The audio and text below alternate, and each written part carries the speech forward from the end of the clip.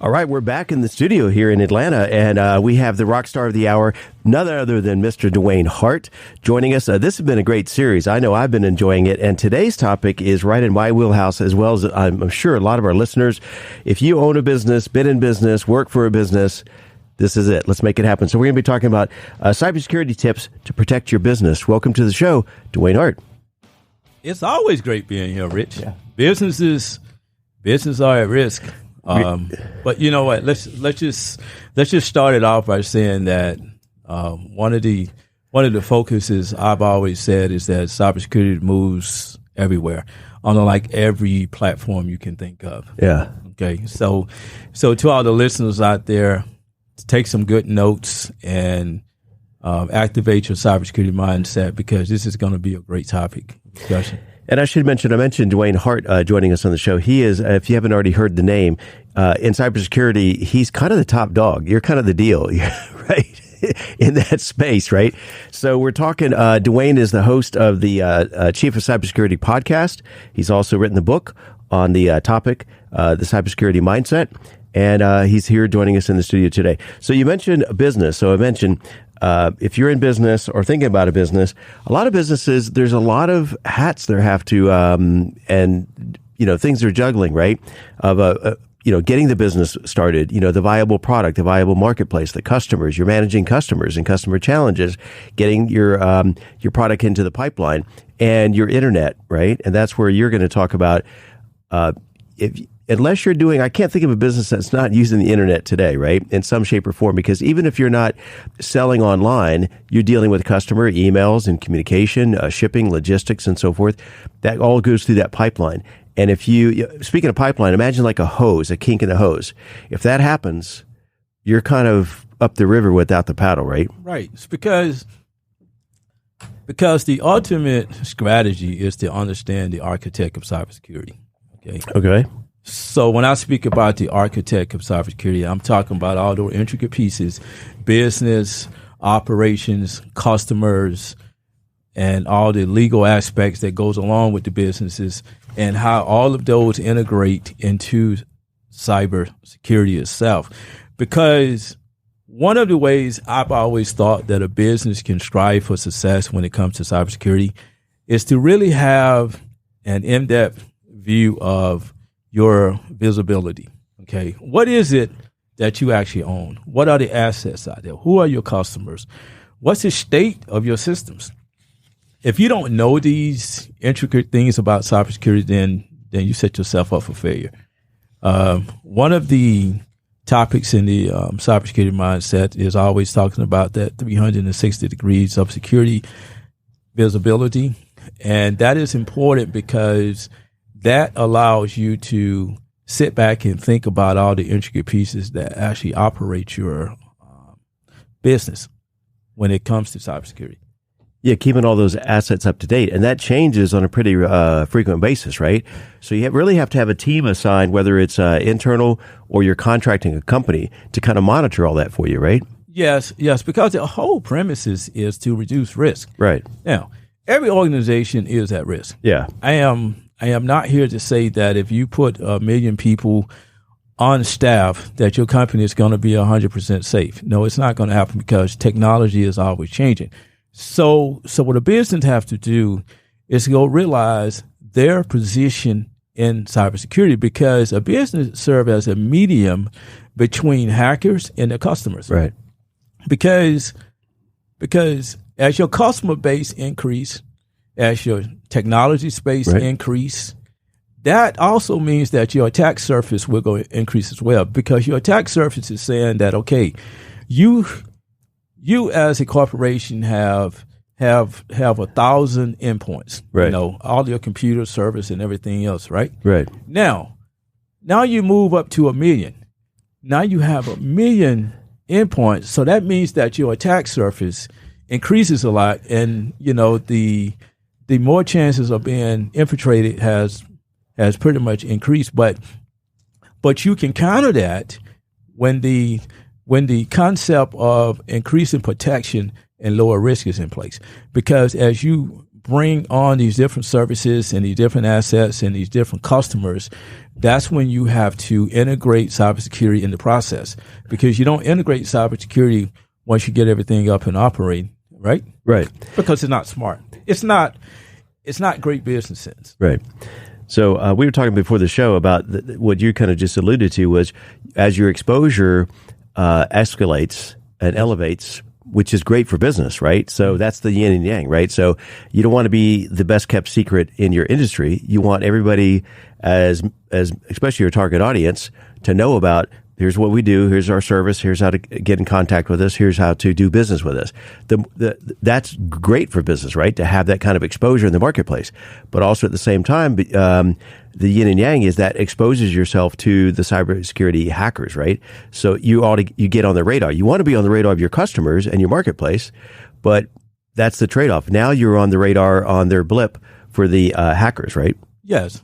It's about having a balanced cybersecurity approach. Right. Balance means that you don't really take one area more so serious than the other one, because they all operate together to go form the cybersecurity DNA. Right. Okay. Because, let's just think about this for a second. If we take 24 blocks and we stack them up based on every aspect of cybersecurity that a company has to face. Right. And they all are connected. So that means if one of them fail, all the rest of them fail as well too, because those are your genetic makeups for cybersecurity. So I always like to make that statement in order to highlight the picture, is that the balanced approach works well, because you have to make sure that you keep eyes and ears or your visibility up and operate. Now, business are challenged to do that because a lot of times, their customer base and, the technology is outgrowing their people, and, the rapid speed of cybersecurity is probably outgrowing them as well. Right. So we talked about the show about the tips to protect your business on cybersecurity. So we covered a couple. So we talked about, keeping your assets up to date. We talked about your exposure. Now let's talk about another tip that I think should be on everybody's radar: disaster response plan. To test it. So what's involved? What does a disaster plan look like for a business? What a disaster recovery plan is supposed to help you recover when you have an emergency situation. Let's say if a system was to go down offline, right? And your disaster recovery plan should be activated.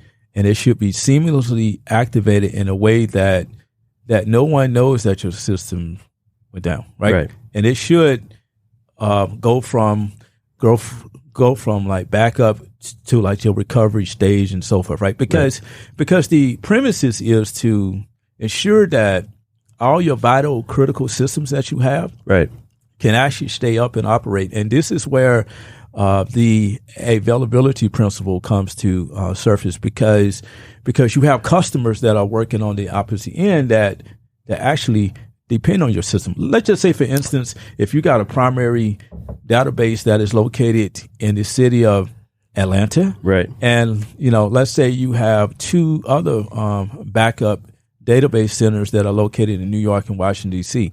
And let's say that if the city of Atlanta was to go offline, well, one of those backup places up in New York or D.C. should automatically kick in. Okay, failover, right? Right. Now, there have been times when it don't happen. And now this is the reason why it don't happen, because these organizations may not be auditing their disaster recovery plan throughout an annual basis. Right. You have to revisit that, because it could be not just hackers, but it could be environmental impact. Yes. Right. Weather phenomenons or what have you. Right. So that's great on that. Let's move on to another topic, because we want to cover as many points as possible, talking about tips to protect your business. So let's talk about we probably not a lot of time on this one because you've covered it so many times in previous episodes. But this is a good point to mention about the employee cybersecurity awareness, right? That hacker's hat, right? And that involves text, email alerts, regular training. Kind of hit a couple of points on that real quick before we move on to the next point. It's simple. you as a company has to make sure that your cybersecurity culture does support the organization and actually have a buy-in. And all of that goes into exactly everything you just stated. Right. All right. Yeah. Because if you have employees that are buying into the program, they will maintain their awareness and know that cybersecurity is very important. Because at the end of the day, that employee can actually lose some things as well too, because let's just say, for instance, if they hit the wrong button, then it could go to their own banking account, right, and change and actually give access, right. So what people have to understand is just because you're using a corporate system, right, that doesn't mean that when an incident happens, that it's only the corporation that would suffer. You as a person would suffer as well too, especially if it's a phishing attack or something like that, and it sends you to a bogus website. Yeah, talk to us about phishing, because that was actually the nice segue into the next topic. So these can involve scam phone calls, SMS messaging. What are some? Do you have any examples or some red flags when phishing comes into play? And we're talking about not the fishing pole, whatever, at the river, at the lake, right? But for those people that might not be familiar with, how would you describe phishing in terms of cybersecurity attacks? Okay. What does that look like? Phishing is like it's like feeding the user some bait. Okay. Right? So I'm going to bait you to go do something that is unethical. Okay. Right. Okay. I am going to have you to go to this website here, right, and I want you to put some personal information in here. Okay. So now when these phishing emails come out, this is why people need to pay very close attention to the domains at the end of the email. Right. All right. If it states, let's just say, for instance, cybersecurity@Microsoft.com. Right. Now, that's a legitimate email address. Yeah. But if it comes from somewhere like it states cybersecurity@MSM.com, because people don't pay very, very close attention to those domains at the end. Right. Because a phishing email is usually going to come from a source that's trying to get you to give up information or it's just for you to go to a bogus website, or they can put an attachment in there and want you to download. So you have to be cognizant of what you do. Right. All right. Because a lot of times we get those emails with that. It's just a highlighted text in blue, and you go to click on it, and it's going to send you somewhere you shouldn't probably go. So what I generally do, I don't know if this is a good practice, I'll hover over it, and if it's a long, drawn-out URL, I'll avoid that. But somewhere within the email, their signature, whatever, there's the actual domain name service I may be interested in. I'll just search for that service and find out it's legit. Much like, when someone calls you on claiming they're from the bank and they want to update some information, it may be legitimate, right? But you don't take that call, don't pursue that, don't go down that rabbit hole. Call your bank, right? It's you got to keep the hat on, right? Yeah, that's right. You got to keep the hacker's hat on, right? I mean, is that a pretty good practice? Yes. Okay, that was a short answer. You've been answering some great questions, Rich. Exactly. So one of our last points before we move on to a couple of other topics is what's this acronym MFA for multi-factor authentication? What does that mean in layman's terms? In layman's terms? Yeah. That means that you got more than one way to authenticate. Okay. Let's just say, for instance, username, password, and a token device or something like that. Right. Okay. So have you actually noticed that on some of these websites, right? When you go to a website and you put in your password, then it goes and sends you a code. Yeah. Okay. So you have to authenticate through like a secondary source. Right. Okay. Once you put your username and password in, then it could send you a text or something like that there. So you have to authenticate. So that's where MFA comes in. Okay. Now with certain companies, like the companies, they will go give you a token device. All right. And there's a certain code on that token device that you have to enter as well too. Right. Okay. Besides your username and password. Just another level of security. Yes. Right. It adds another level. Sometimes kind of annoying from the consumer side for the user experience, but it should, that extra 5 seconds reassures that somebody is kind of looking out for your better interest, right? Yeah, because the use of a username and password is secure, but you want to be as secure as possible by just adding another level there, and that's where MFA comes into place. We got a couple more minutes here. Let's talk about switching gears a little bit in terms of solutions to some of this, and talking about in terms of business. One of the issues is a lot of businesses, like we mentioned at the top of the hour, there's so many moving parts to make a business successful. One of the challenges, they don't really have the resources. Sometimes this is all good points, but sometimes they don't have the resources to deter these cyber threats, right? No. So companies don't, but that's why they have to balance out their scalability, because as they start to upscale, that's when you have to look at cybersecurity and say, okay, am I focused and am I aligned with cybersecurity itself? Because as the company grows and the company starts to bring on different clients and the companies start to gain more business, then that's when your cybersecurity footprint is going to grow. And, you have to have some processes in place. Now I've always thought that one of the other things that a lot of companies do is that they would outsource work, right, to like a third party. Maybe it's a company that is just directly focused on cybersecurity itself. That kind of works as well too. But a lot of that depends on the company, right, and it depends on their budget, right. And you have a lot of companies that are able to survive because cybersecurity and IT is a segment, or is it a department located on the inside of their company? Yeah, I guess you hit that tipping point of the scale of the size of your organization, whether it warrants having in-house, but those the services providing, where you can outsource that, much like you outsource payroll. A lot of companies, even small businesses, don't want to deal with the taxes and the W-2s and all that process. Much like you could change your own oil in your car, right? It's probably easier just to do a quick oil change. This kind of alludes to there was a ISC cybersecurity workforce study, and one of the things that came out of there was they were talking about the size of the workforce in terms of cybersecurity is 65% below what it needs to be. Right. And you talk, you had a YouTube live stream as well as in your book and other podcasts. You talked about that there's a high demand, right? That's the good news. There's a lot of high demand for people in this industry as experts, right? Right. This is part of workforce modernization. I've actually made a large statement about that in the cybersecurity mindset.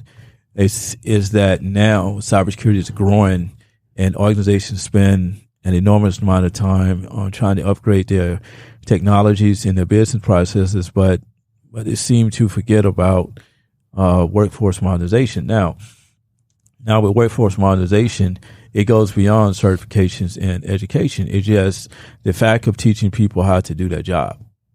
Right. So the workforce itself is slowly pacing behind because of the rapid increase of the cybersecurity need. Mm-hmm. Some organizations do not even have all the skill sets, but it's hard to find a candidate with about 25,000 skill sets. Right. See, that's what the problem. Right. The problem is this because you have a lot of technologies and you have a lot of business processes in place, and trying to find one person that can fulfill all of that can be kind of hard. Now, right. The larger companies are good with this because they can have a focused skill set. Right.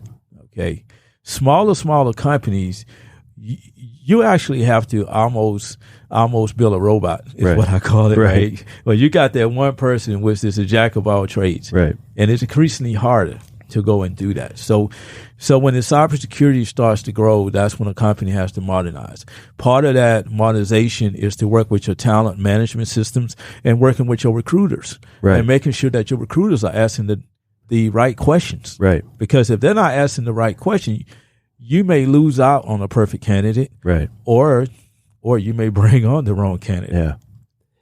Yeah. I would imagine in some of the smaller companies that their IT department is also managing their cybersecurity. Does that make sense? Or yes, that's probably viable early on, right? Yeah, the structure is usually under the IT department itself and scaled out from like the CISO, which is the Chief Information Security Officer. All right, then you kind of have an application, networking, database, and your help desk, which is your client services. So when we look at these organizations, a lot of the architect falls under cybersecurity because cybersecurity is the fabric of everything. Right. All right. So it falls in those organizations, but that's why a lot of organizations likes to do a lot of information sharing and cross training, because it's hard to get that robot. Exactly. Yeah. On that note, I don't know if there's any other points you wanted to hit as we wrap up here. Any closing thoughts in terms of businesses looking to build a more robust security system? Yes, go out there and purchase a cybersecurity mindset, because the cybersecurity mindset serves as a responsibility to go and to close those gaps. Some of the same problems that you and I have spoken about today. Right. I actually lay out a thinking model and helping businesses understand from the initial process that you put employees on board and building that culture, right, up into looking at the risk factors that you deal with, and then transforming your corporation, where you look at digital modernization and also looking at workforce modernization, and bringing those intricate pieces on board can kind of help you build a picture, and so that you can see how to connect all the different dots together, right, and drive cybersecurity. Because the purpose of the cybersecurity mindset is to go make readers think. Because if people can think, then they can make wise decisions. Right. Good note to close on. And again, if you're in business and what's keeping you awake at night, right? Is it the lack of customers, or is it something with your product or your widget? But that can all be in place. But if it's like insurance policy as well, right? If you don't have cybersecurity, that's not on your short list. You need to add that to your list. And Dwayne Hart is a great resource for that, not only for his podcast, some of these episodes we've recorded, as well as his YouTube live stream. But he mentioned his book, and so Cybersecurity Mindset, that's kind of like a playbook or a blueprint or a checklist. So you can go into within the book the subject that you need to kind of be cognizant about, right? And check that out. So all of that's available at DwayneHart.com. So Dwayne? Well, Rich, you actually stole the show, and you said everything that needed to be said. The only thing I like to say is that when you think of the cybersecurity mindset, think about your favorite football team. Okay. Right? Offense and defense strategies is pretty much what you get. And if you look at all the coaches, they always have a play sheet, right? Right. Okay. Hey, the cybersecurity mindset is your play sheet, is your playbook, is your resource guide. I like that. You never mentioned the sports analogy. That's a great analogy, because in business, your offense is making money, right? And making your product viable, your customers, making your employees happy, and so forth. But if all that's in place and your defense is not up to snuff, right? You're going to have a problem, winning the game. Yes, the game of business. Yeah, if you will. Yeah, because it's trying to strategize a way to score or to stop hackers from scoring. Right. All right. But you can only do that when you have a resource guide, or if you have a playbook in place, because hackers have a playbook, right? Right. And what they do with their playbook is that they know how humans approach cybersecurity, and they know the current state of technology. So they go and draft plays. Okay, so we find somebody that hates that company, and he likes to sit in the bar every day and talk bad about his company. So let's see if we can do some social engineering, and let's see what we can find out. And then after that, maybe we can score a touchdown. How about a cybersecurity tailgate party? That sounds good to me. Sign me up for that one. All right, Dwayne, we'll see you on the next episode. Rich Casanova again here. Check out DwayneHart.com. We'll see you on the next show. And till then, have a great one and keep your business safe, cybersecurity safe.